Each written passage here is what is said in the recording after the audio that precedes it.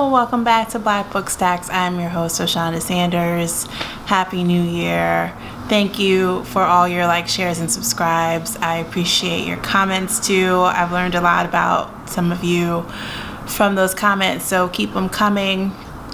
I wanted to do a quick December reading wrap up since it was really nice over the holidays to have a chance to finally wrap up some of the things that I've been reading and to add a few interesting titles. So I will get started without further ado. A Promised Land by Barack Obama, Forever President. So lovely and nice to read. He really does a good job of giving you a behind-the-scenes look at the White House, from the furnishings to the inner operation of it to his experience of it as a father and a husband. We sort of get to see a little bit of the worldview of Malia and Sasha Obama when they were younger. It's easy to forget that they were just small children when everything started in 2008. And it is also really clear that, Barack Obama is a beautiful writer. I've always admired him as a writer, even more than as a politician, although in this memoir, interestingly enough, his political prowess is on full display. And I think that has some pluses and minuses for the narrative.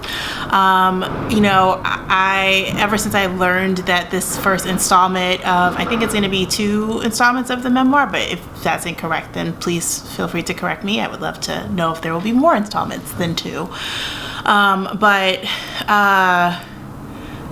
Since I learned that the book was coming out, and when I pre-ordered it, I thought, what a lot of pressure to put on book reviewers to give an honest critique of the president's memoir. I also secretly hoped that someone would ask me to review it, and no one did, and it's just fine. Because, Chimamanda Adichie wrote the review. It's just like, oh, of course. And I loved her review in the New York Times of his book. And I feel like A Promised Land is, it's an international bestseller for a reason. And I think it was just sort of understood that it would be, because he is the writer that he is and he is the person that he is. That all those things said, I think that, at 700 plus pages, that the book could have benefited from it's just 701. Okay, so let's just call it an even 700 should be fair. There's a part in the book where he essentially says that during the campaign, his advisor said to him that he could do well to maybe stop with the professorial, granular details of things like healthcare policy. It's ironic then that I think the biggest drawback of this book is that there is some minutia about foreign policy and foreign governments and healthcare policy, frankly, right? That is that just bogs down the narrative. It just makes it really hard to see why we're being told about this specific part. I'm thinking here specifically about the Osama bin Laden raid. I'm thinking about ACA, obviously such an important legacy and milestone in his presidency, and yet it's one of those areas where, as a writer, if you're just a regular writer like me or someone else or whatever, your editor is gonna come to you and say, look, love you, boo, this is awesome, and here's the part where you lost me, where my eyes started glazing over, and I just, but could you imagine being the person, or the people, in this case, an entire team, saying to Barack Obama, hey, boo, I feel you, I'm glad that you feel really passionately about this still, And I think you're going to lose readers if we don't just like chop some of this up. The other reason I say that is because there's going to be another one, right? So I think there is a place and a way of underscoring the importance of these things without trying to take us through each one of them in a granular way. I loved it. Still, ride hard for it. But I think because of those aspects of it, I certainly liked, I'm not going to compare Michelle Obama's memoir to Barack Obama's memoir. They're very different. But I liked Becoming more because I could see the humanity and I could understand, I could see the narrative arc, and it was more of an organic narrative arc and easier to follow. So there's where I am on that, but I thoroughly enjoyed it. If you have not read it, I totally recommend it. It is incredible to read. It is also worth the 701 page to read his assessment of Trump. And I'll leave it at that. Okay.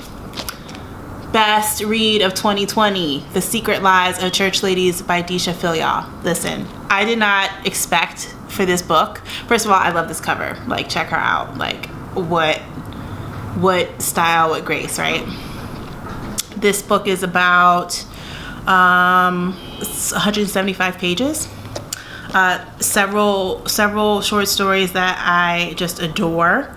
My favorites, which made me laugh out loud with recognition, but also empathy and just joy, were Instructions for Married Christian Husbands and How to Make Love to a Physicist.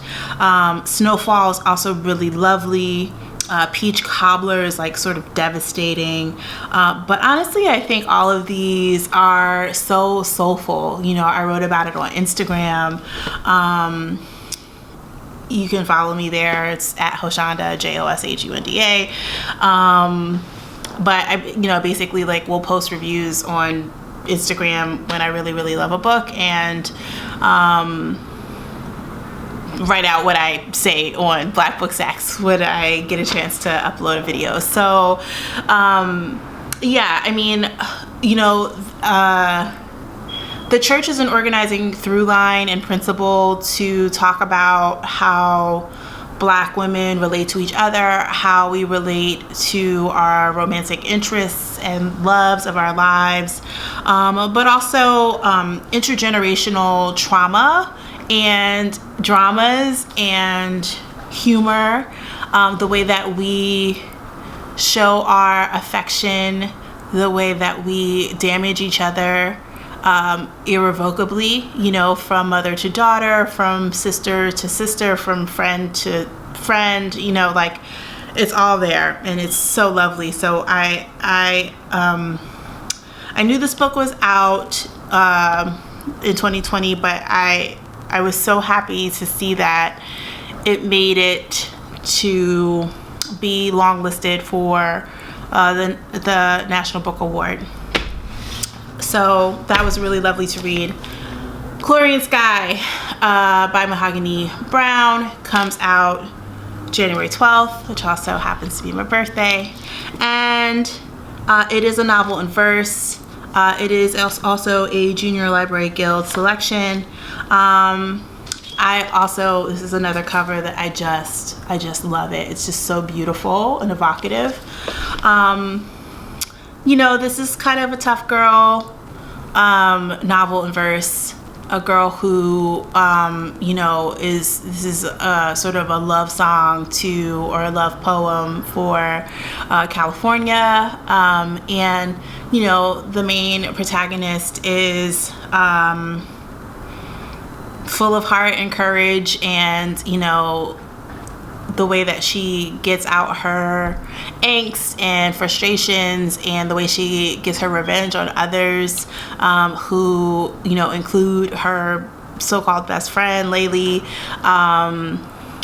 is on the court, So the use of basketball here as this particular tomboy slash girls, or however we want to gender her,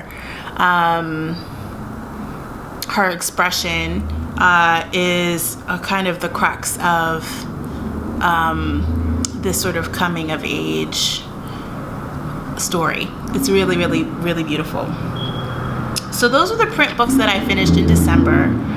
I had some digital galleys. One was The Queen's Gambit, which I don't even remember. It was so long ago that I binge watched The Queen's Gambit on Netflix that I don't even remember when that was. But I think immediately after finishing it, once I realized that Walter Tevis had written the novel in, I think it was published in 89, maybe, or in the 80s, this is safe to say, I was like, oh, I gotta read the novel, because like I wonder what the similarities and differences are, especially as it relates to Jolene, right? It's the only black character in The Queen's Gambit, which otherwise is very, very white. And so I did, and I got it. I waited for my whole to be released from the New York Public Library. Shout out to the librarians. And I finished it fairly quickly. I think it was about 300, a little bit over 300 pages. And the series, I think, does wonderful justice to the novel. They're pretty much the same, with a glaring exception. Trigger warning for sexual assault. Like, there's this really disturbing stuff with Jolene, who basically like accosts Beth Harmon, the main character, in the orphanage. So like the way that relationship was smoothed over for Netflix, like bravo, but also holy crap, like what, Walter, what was going on? Like, bro, even as she remains as a character in Netflix, like Jolene is pretty,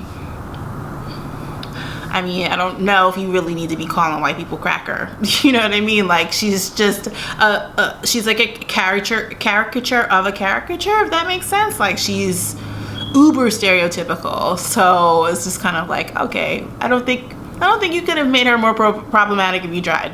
But that said, otherwise the plot, the writing, it's all really beautiful. It's really great to see Beth Harmon make her progression, and the novel is kind of as visual essentially as the series, so I highly recommend that. And another book I finished was 400 Souls, which is coming out February 2nd. There are a ton of books coming out February 2nd. I will do another video about upcoming releases that is just dedicated to those, but 400 Souls was really a great compilation. It was really it's a collection of in 10 parts, covering, I think, essentially 40 years each, and there are both recognized and well-renowned scholars like Imani Perry. I mean, it's just like not going to name everybody, but she immediately comes to mind. Wonderful foreword by Ibram Kendi. I'm not sure what's going on with me right now. And Keisha Blaine, and it just is it's kind of a new way of, I think, anthologizing the African American experience, and a refreshing way to look at Black history. So there are poems that sort of bookend each part, and especially if you are not familiar with Black history, especially throughout the Americas, it's really, really worth your time. So I highly recommend it.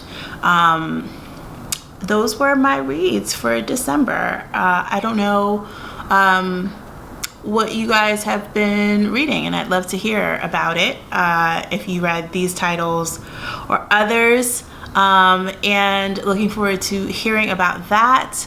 Again, wishing you a very happy new year. I will see you here again soon, and until next time, keep reading.